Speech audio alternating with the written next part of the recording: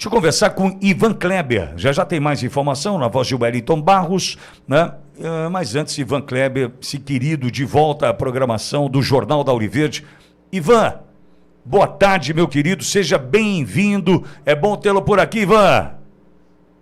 Boa tarde, Pitoli. Uma saudação especial a toda a audiência da Auriverde. Pois é, sempre uma alegria estar aqui também, participando desse jornal tão importante aí, que já é uma instituição da comunicação brasileira, Pitoli. Obrigado, Ivan, querido, por onde passa. Aliás, como eu gosto de te ouvir, eu queria falar sobre sanções do governo americano. Vem mais por aí e não é só para o Brasil. O México também está nesse radar, não está, Ivan? Isso mesmo, Pitoli. O México entrou na lista e, não é? Nós tivemos o anúncio, não é? A informação de que pelo menos, eu digo pelo menos, porque esse número pode ser maior, tá, Pitoli? 50 políticos e autoridades do governo mexicano foram sancionadas pelo governo americano, pela administração Trump, pela caneta ali do Marco Rubio, por suas conexões com o narcotráfico daquele país. E por que eu estou falando pelo menos 50? Ainda não foi feito um levantamento completo, esse número pode ser bem maior. O termo que eu ouvi hoje, melhor dizendo, que eu li sobre essa decisão do governo americano foi que deixou a classe política mexicana em choque. E por que essa notícia é importante, Pitoli? E tem uma conexão indireta, por enquanto, mas pode ser direta, com o Brasil.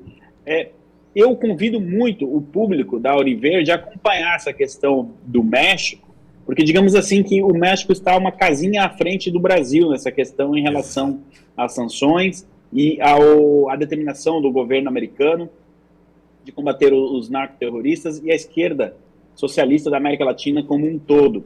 Lá nós temos vários cartéis atuando, Pitoli, e esses cartéis já foram classificados como organizações terroristas. Sendo assim, isso facilita o trabalho do Departamento de Estado. São vários cartéis que já tiveram essa classificação e agora nós estamos num segundo estágio, ou seja, pessoas do mundo político, deputados, parlamentares e membros do governo mexicano associados a esses cartéis hoje perderam o visto de entrada nos Estados Unidos, entre outras possíveis sanções. Então, isso, eventualmente, muitas pessoas perguntam, né, Pitoli, mas por que vocês estão trazendo uma notícia do México? Eu quero saber do Brasil. Justamente por isso, para entendermos o que pode acontecer quando, eventualmente, se isso de fato for colocado em prática, sobre, por exemplo, a decisão de classificar o PCC e o Comando Vermelho como organizações terroristas. Caso o governo americano faça isso, medidas como essa de hoje em relação ao México ficam muito mais fáceis para o secretário de Estado americano Marco Rubio e também para o secretário de Tesouro Scott Bessent, entre outros, aplicarem estas sanções a pessoas que eventualmente sejam associadas, né, a essas organizações. Não basta o Donald Trump acordar de manhã e dizer, vamos sancionar fulano, porque eu acho que ele tem alguma conexão com o PCC. Também não funciona assim. O governo americano, a inteligência americana, eles cruzam dados, fazem as investigações que tem que fazer, e se eles chegaram, por exemplo, a essa questão dos mexicanos, é porque é fruto de um trabalho aí da inteligência, da DEA, enfim. O número, como eu disse, Pitoli, é 50, mas esse número pode ser bem maior, eu não ficaria nada surpreso aí se esse número chegasse próximo aí de 100 parlamentares e funcionários do governo mexicano. E tem mais, Pitoli, essa decisão do governo americano vem justamente num momento onde nós tivemos uma denúncia de que o México está ajudando a manter a ditadura em Cuba. E aí você sabe, né? O secretário de Estado americano, Marco Rubio, ele é de origem cubana, ele está decidido a enfrentar o regime cubano, ele já tem tomado ações nesse sentido. As sanções em relação ao Mais Médicos que foram aplicadas é justamente para sufocar o regime, e agora tem essa denúncia, então, que foi apresentada ontem, de que o governo mexicano ajuda, não é, a sustentar financeiramente o regime cubano. Eu não sei se vocês comentaram a declaração, Pitoli, do Donald Trump, do presidente americano Trump, no parlamento de Israel sobre o Marco Rubio. Vocês chegaram a comentar isso ou não? Não Então, comentamos. então foi muito... Bom, saiu na mídia na semana passada, em alguns setores da mídia, Pitoli, que o Marco Rubio estava isolado dentro do governo americano. Não sei se você chegou a ver isso. Sim. Bom, ninguém menos, ninguém mais que o próprio presidente Trump, dentro do parlamento de Israel, em um discurso histórico, em uma data histórica, que foi a de ontem, né, da assinatura dos acordos e tudo mais, ele disse o seguinte, Pitoli, isso aí não foi uma fonte que me disse, eu ouvi da boca do Trump no discurso. Eu acredito que o Rubio entrará para a história como o maior secretário de Estado de todos os tempos dos Estados Unidos. Ele disse isso. Agora, você imagina se esse homem está isolado, né? Vamos partir do princípio que ele está isolado. Se ele não tivesse isolado, o Trump tinha aclamado ele, sei lá, presidente, tô aqui a faixa, assume a presidência dos Estados Unidos.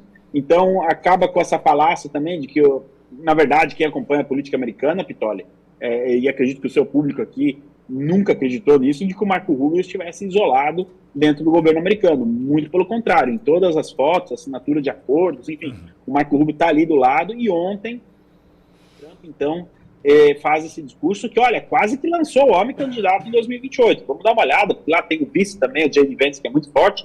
Isso aí é história para outro dia. Então, medidas como essa que a gente está vendo do México, o Pitoli, que tem sim o trabalho da equipe do Marco Rubio, podem ser, assim, uma espécie de spoiler, vamos colocar assim, uma antecipação do que pode acontecer no Brasil nas próximas semanas / meses, viu, Pitoli? Ivan, importantíssima a informação que você traz com relação a 50 políticos mexicanos que perderam o visto de entrada nos Estados Unidos. E aí a relação destes políticos com cartéis. É importante destacar que a Câmara dos Deputados do México é composta por 500 deputados. 500. Ou seja, 10%, segundo essa investigação por parte do governo americano, tem ligação com os cartéis. Veja a importância, primeiro, da classificação como grupos terroristas, para que então os Estados Unidos possa estabelecer essa investigação que chega a essa conclusão. Imagine você agora, por que é que o governo Lula não quer classificar PCC e Comando Vermelho como organização terrorista? Se essa investigação do governo americano chega em 10% do parlamento mexicano, imagina se chegar aqui no Brasil em 10% do nosso parlamento. O tamanho do problema que a gente vai ter aqui no Brasil, porque os americanos não falam nada, além do seguinte, estou sancionando. Não pede para caçar, não pede para tirar mandato, não pede nada. Mas é o seguinte, eu estou sancionando esses caras porque eles têm relação com crime organizado, com grupos terroristas. Imagina isso no Brasil. Por isso Lula e seu governo, Sarruba, enfim. Não tem nada a ver de terrorista, não. O PCC não é terrorista, Comando Vermelho não é terrorista. Por quê? Embora os Estados Unidos, isso ele vai classificar, o americano vai classificar. Então, só um detalhe nisso, quando veio o representante do governo americano aqui, eu lembro que a época foi veiculado, eles não vieram perguntar se eles são organizações terroristas, eles vieram informar que são, né? Na verdade perguntaram para o Sarruba e o Sarruba disse não são. Não. Agora imagine o seguinte, Ivan, 10% do parlamento brasileiro, e fico assim, caidinho para dizer que são mais, né, tem mais do que 10%, né, na mão do crime organizado, Ivan. E Pitoli, olha só, esse número que a gente está trazendo, ele talvez seja atualizado nas próximas horas ou nos próximos dias, pode ser que esse número seja maior que 50%. Eu acredito que chega em 15, 20% do parlamento mexicano. E Pitoli, eu andei fazendo um estudo sobre as consequências da classificação do PCC e do Comando Vermelho como organização terrorista. Afinal de contas, até para facilitar para as pessoas que nos acompanham, né? Assim, ninguém tem, né, o tempo de tirar ali 2, 3 horas, é para isso que a gente está aqui. Por exemplo, vamos dar aqui um exemplo. Ok, o PCC vem classificado como organização terrorista, então, e o governo americano toma uma decisão semelhante a essa de hoje em relação ao México. Os parlamentares, enfim, esses políticos, essas pessoas associadas, elas vão ter que pensar 100 vezes antes de viajar para fora do Brasil. Eu não estou nem falando para os Estados Unidos. Vamos supor que uma pessoa dessa, uma pessoa X aqui, qualquer, seja associada, então, né, ao narcoterrorismo, porque aí já não é mais só narcotráfico, tá? É narcoterrorismo. Ela decida viajar para algum país da Europa. Se esse país tiver acordo de extradição com os Estados Unidos, a justiça americana pode pedir, me extradita esse cidadão aqui, porque ele tem conexões com o narcoterrorismo. Em um contexto diferente, Pitoli, eu vou dar o exemplo de uma pessoa que passou por uma situação semelhante, mas aqui, repito, não por narcoterrorismo. Você deve lembrar muito bem, Pitoli, do José Maria Marim, ex-governador de São Paulo. A audiência aí vai lembrar também, o governador Biônico, acho que ele foi senador também, e era presidente da Confederação Brasileira de Futebol. Ele estava na Suíça. A americana, rapidamente, sabia que ele estava lá num quarto de hotel, uma reunião da FIFA, aquela coisa toda, e agiram, e dali do quarto do hotel da Suíça, ele foi parar nos Estados Unidos, ele foi preso. Se ele estivesse no Brasil, dificilmente isso teria acontecido, né? Justamente por causa dos acordos de extradição e tudo mais. Mas no caso, então assim, se uma dessas pessoas que for conectada, associada a esses grupos e tiverem ali sanções, não é que elas não podem mais viajar para os Estados Unidos, elas vão pensar 1000 vezes antes de sair do Brasil. Sim. Sem falar outras consequências que elas podem ter, perder de patrocínio, perder apoio, enfim. Realmente é uma mínima magnífica, assim, uma multiplicada, como você falou, a gente tem no México por 50%, por 10%, 15% do parlamento. E só um adendo, não foram só assim parlamentares. Membros do governo mexicano também foram sancionados. É que ninguém sabe se foi ministro, se foi qual o cargo dessas pessoas, porque justamente o governo americano, ele também joga um pouco com a questão do sigilo. Mas o que se sabe é que membros do governo também foram sancionados. E aí levanta um outro questionamento que vai muito na linha do que o Borgo estava dizendo. Até onde vai a penetração do narcotráfico dentro do governo? Pelo menos aqui a gente está falando de México. Né? Seja bem claro, estamos numa pauta sobre o México. Né? E, com certeza, o governo americano já fez um levantamento para entender até onde vai o narcotráfico e até o narcoterrorismo e até onde vai o governo mexicano. Pode ter certeza, Pitoli. Eles estão fazendo isso no Brasil também, tá? Esse levantamento. E isso a batata eu posso garantir para você. E a batata assa na mão do Congresso. O eleitor vai olhar e falar, foi sancionado pelos Estados Unidos por envolvimento com o narcotráfico. Até aquele mais inocente, né? Aquele eleitor mais bobinho, né? Que vota naquele carinha bonitinho. Então ele vai olhar e falar, pera um pouquinho, tem uma sanção por envolvimento com o narcotráfico? Esse aí, politicamente, esse está fora. Exato. Ivan, porque atrelar a partir de uma sanção americana, isso pode ser o fim da carreira política desse cara, que foi eleito, né, com pautas conservadoras, por exemplo, aí vai falar, não, ele tem uma ligação com o crime organizado, com grupos terroristas. Está fora do jogo. Teoricamente, penso eu assim. Né? Em uma situação normal, né, de temperatura em ambiente, sim, mas em se tratando de Brasil, que o passado é incerto, você imagina o futuro, né? Mas obviamente que isso tem um impacto muito forte. Eu venho falando algumas semanas, alguns meses já, Pitoli, você sabe que eu estou dedicado nessa questão de entender até onde o governo americano vai nessa questão desses grupos, né, do PCC, do Comando Vermelho, entre outras associações. Também existe já uma tentativa de investigar a penetração do Hezbollah ali na Tríplice Fronteira e tudo mais. Eu acredito que daqui até o Carnaval a gente vai ter novidades sobre essa questão, se o governo americano vai classificar o PCC ou não como organização terrorista. Lembrando que, independente do governo brasileiro fazer essa classificação, o Trump não depende da aprovação do governo brasileiro. Exato. Por exemplo, o Iraque jamais iria classificar a Al-Qaeda como uma organização terrorista. Mesmo assim, ela foi classificada como tal. Então, não depende do país ali, origem, digamos, da organização, classificar ela como uma organização terrorista. O governo americano, uma vez tendo elementos que baseiem isso, que provavelmente, Pitoli, olha só, vai ter uma disputa judicial, sempre tem. Né? E aí é que está o ponto que as pessoas precisam entender. Se eu classifico uma organização Y como uma organização terrorista, essa organização ela pode entrar na justiça dos Estados Unidos contra isso. E aí você tem que ter elementos, né, para provar. Algumas não entram justamente porque sabem que são e evitam, porque aí a exposição é maior, né?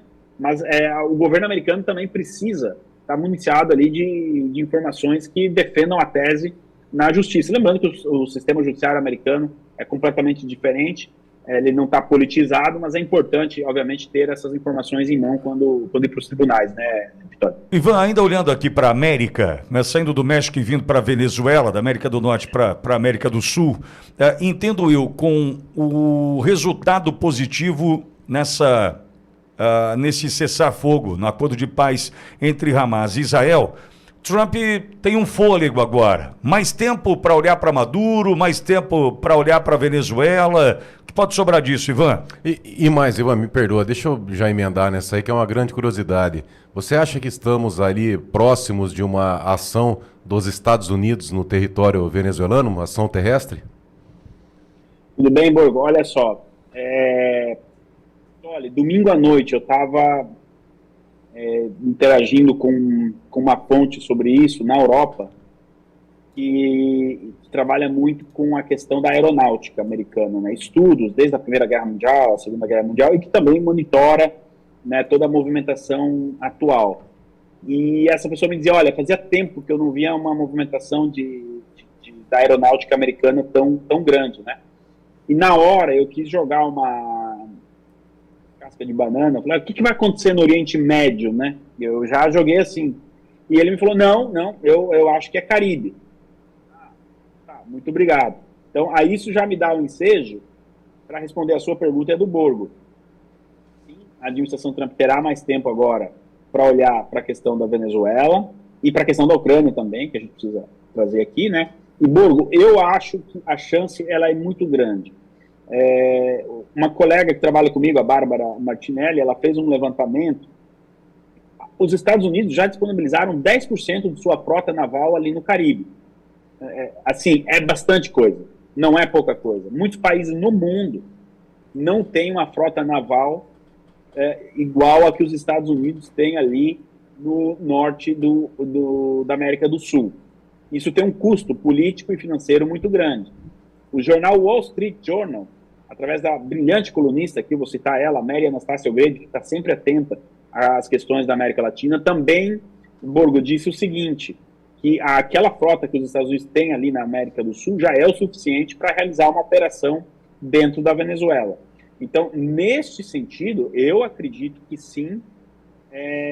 E como seria essa operação? Pelo que a gente está vendo no momento, seriam ataques com drones, com mísseis e até mesmo utilizando caças, as bases militares da Venezuela que são utilizadas pelo cartel de Los Soles. E isso não sou eu que estou dizendo. O Marco Rubio, secretário de Estado, há coisa de um mês atrás, há uns 45 dias atrás, disse que eles já tinham elementos de que sim, o narcotráfico utilizava bases militares para a logística do envio de narcóticos para os Estados Unidos. Então, eu acredito que num primeiro momento, se tal ataque acontecer, será justamente nessas bases, com o intuito de enfraquecer o regime e também enfraquecer o próprio Nicolás Maduro. Afinal de contas, um ditador que não consegue, e um líder de facção que não consegue proteger as suas bases, já não é mais líder, o que facilitaria até, quem sabe, a entrega de Maduro a autoridades americanas. Eu quero chamar a atenção a um detalhe. Desculpa se eu estou me alongando aqui, Pitoli. Fica à vontade, Ivan. Vocês. Fica à vontade, Ivan. Beleza. Não existe uma ordem assim contra o Nicolás Maduro, vivo ou morto. O que eles querem é informações que levem à captura de Nicolás Maduro. O que a administração Trump deixou bem claro é que não interessa Nicolás Maduro morto.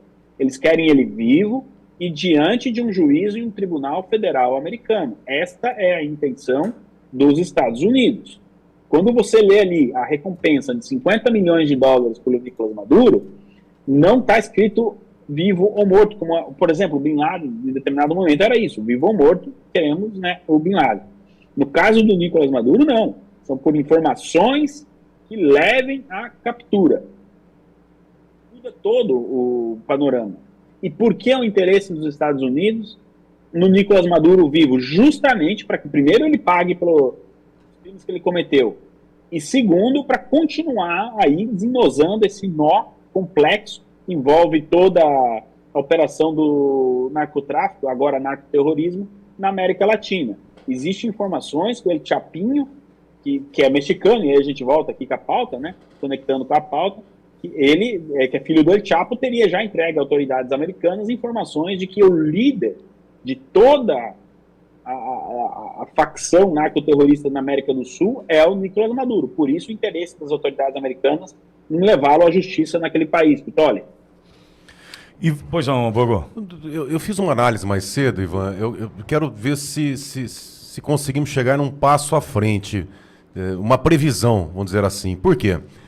Tudo isso que está acontecendo no Brasil, esses absurdos, essas violações de direitos humanos, uma barbaridade que está acontecendo, eu enxergo, eu sinto que teve uma retaguarda muito forte, né? O diretor da CIA veio aqui no Brasil, pressionando o Bolsonaro, dinheiro da USAID, né? Enfim, teve uma retaguarda forte dos americanos. E isso aí explica o porquê que foram tão longe.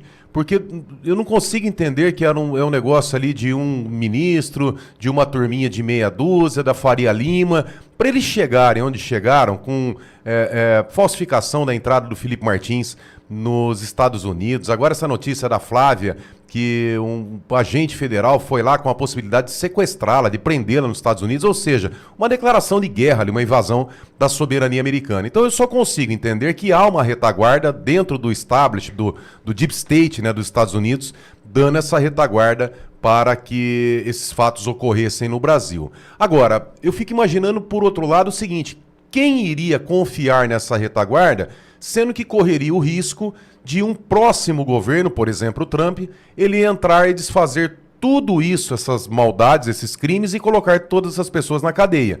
O que eu também chego à conclusão que eles tinham uma garantia muito grande que tudo iria dar certo e que ninguém iria atrapalhar.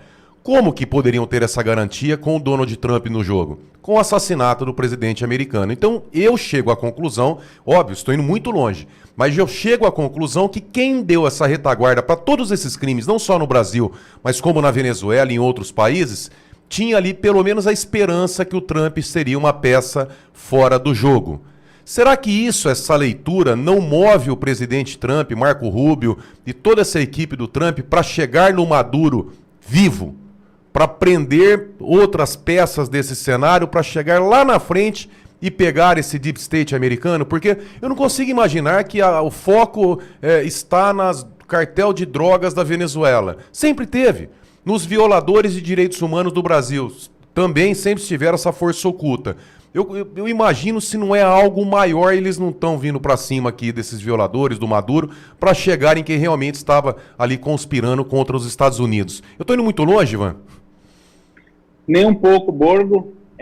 Estou impressionado com a sua capacidade, porque, assim, de análise, se você estiver errado, então eu também estou errado. Somos dois errados, vamos errar junto. Olha só, tudo isso que você falou, Borgo, está lá na apresentação do Mike Pence, aquela comissão de relações exteriores que o Felipe Barros organizou, né? Ele é o presidente da comissão de relações exteriores, o deputado Felipe Barros, do estado do Paraná. O Mike Pence fez uma aplicação, acho que de 4 ou 5 horas, lá, e o que você resumiu em 1 minuto, está lá nessa apresentação. Eles tinham certeza, Borgo, de que Kamala Harris venceria as eleições. Eu acho que uma das garantias que eles tinham era que justamente passava pela eleição da Kamala Harris. Só que eles foram surpreendidos, porque não acompanhavam o dia a dia da política americana. Eu vou trazer aqui uma informação, Pitoli, que às vezes as pessoas perguntam, nossa, como foi possível o sistema permitir a vitória do Trump?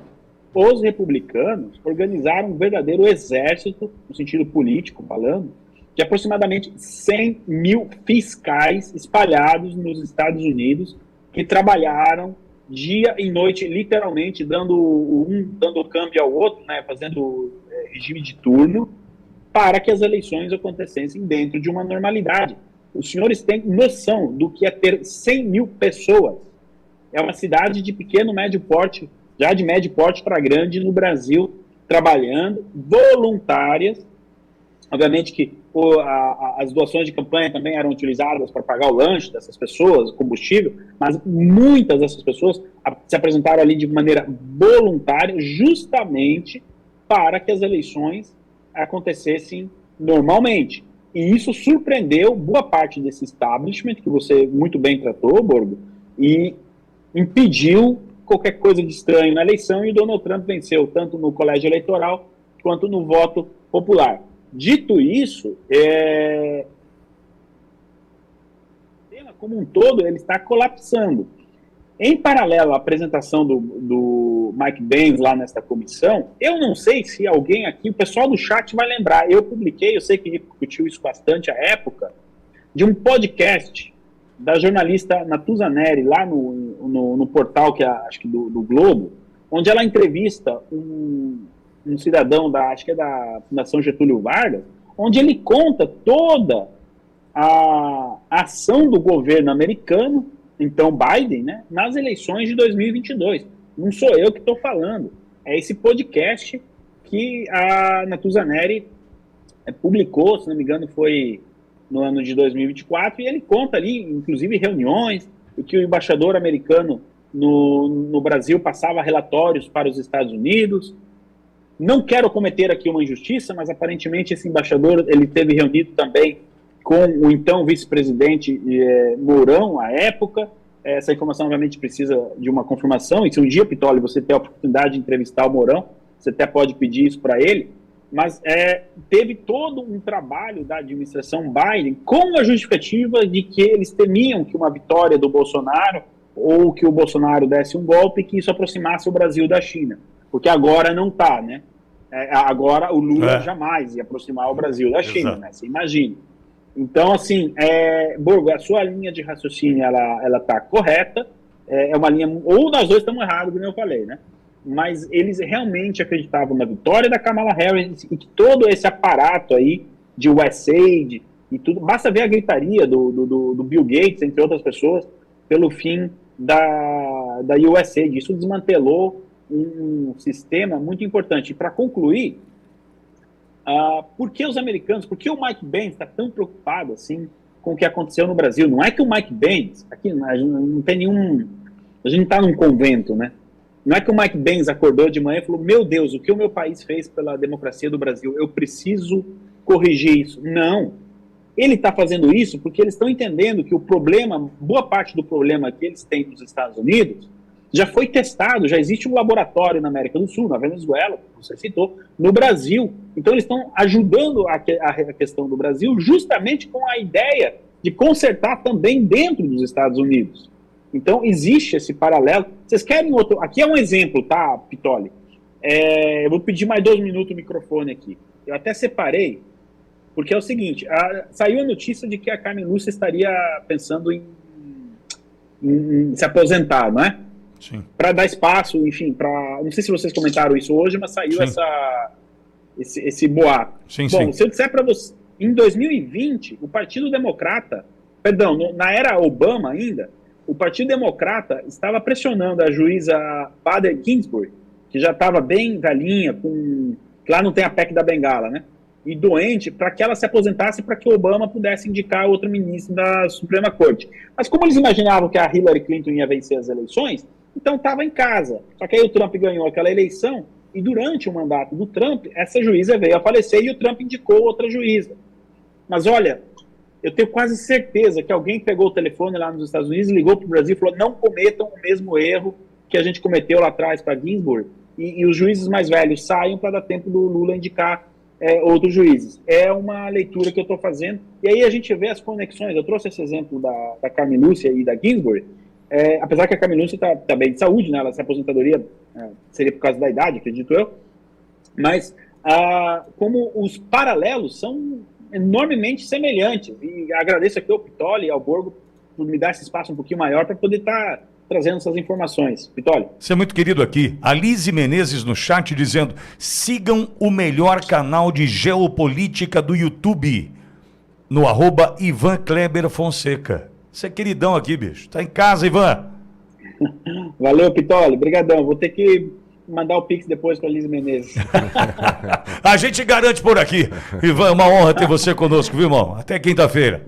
Abraço. Até quinta, Pitoli, Borgo, e uma saudação especial a toda a audiência da Auriverde, que sempre me trata bem nas redes sociais. E já tem vídeo meu saindo no forno lá pelas redes sociais do Auriverde. Um grande abraço, pessoal. Até mais. Tchau, tchau. Obrigado. Ivan Kleber também está no Instagram, no @Auriverde Brasil conosco e nas redes sociais do @Ivan Kleber Fonseca, em especial no YouTube, com muita informação valiosa para você.